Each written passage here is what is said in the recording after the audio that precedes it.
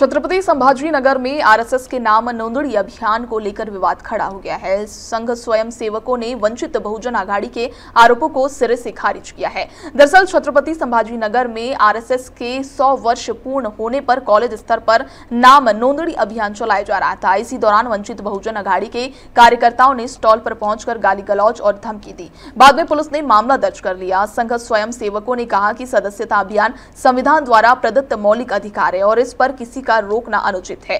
उनका कहना है कि संघ कार्यालय पर मोर्चा निकालना एक राजनीतिक स्टंट है जो चुनावी पृष्ठभूमि में संघ को निशाना बनाने की कोशिश है।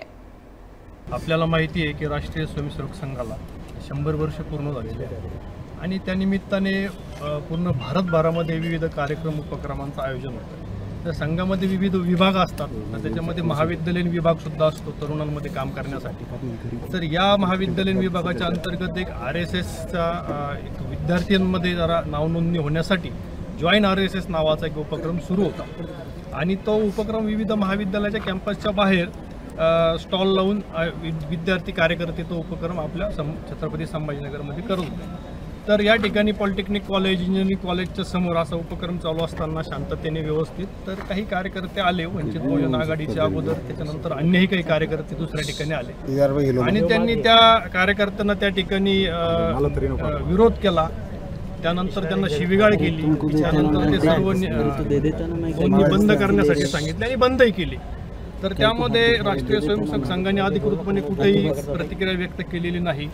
त्यानंतर पोलिसांनी सुमोटो म्हणजे कोणी आम्ही तक्रार न देता पोलिसांनी सुमोटो त्या ठिकाणी गुन्हे दाखल त्यांच्यावरती केले। जो वंचित बहुजन आघाडीच्या वतीनं जो मोर्चा संघाच्या कार्यावरती करण्यात आला, आपल्या सगळ्यांना कल्पना आहे की संघाची ज्या पद्धतीची नोंदणी महाविद्यालय विभागाच्या प्रमुख विद्यालयाकडून महाविद्यालयासमोर सुरू होती, त्या ठिकाणी कार्यकर्त्यांनी गोंधळ घातला, शिवीगाळी केली, हे खरं तर चुकीचं आहे। या भारतीय घटनेमध्ये संविधानामध्ये सगळ्यांना अभिव्यक्ती स्वातंत्र्य, सगळ्यांना विचार पोहोचवण्याचं स्वातंत्र्य, सगळेजण आपापल्या पद्धतीने काम करू शकतात। पण जाणीवपूर्वक अशा पद्धतीनं संघावरती आरोप करायचे, टार्गेट करायचं आणि स्वतःच्या राजकीय फायद्यासाठी अशा पद्धतीनं समाजामधली शांतता भंग करायची, अशा पद्धतीचं ते आजचं आंदोलन होतं। खरं तर आम्ही डॉक्टर बाबासाहेब आंबेडकर, संविधान आणि सगळ्या गोष्टींना मानतो। बाबासाहेब पूजनीय आहेत, संविधान पूजनीय आहे, त्या सगळ्या गोष्टींना धरून संघ काम करत आहे।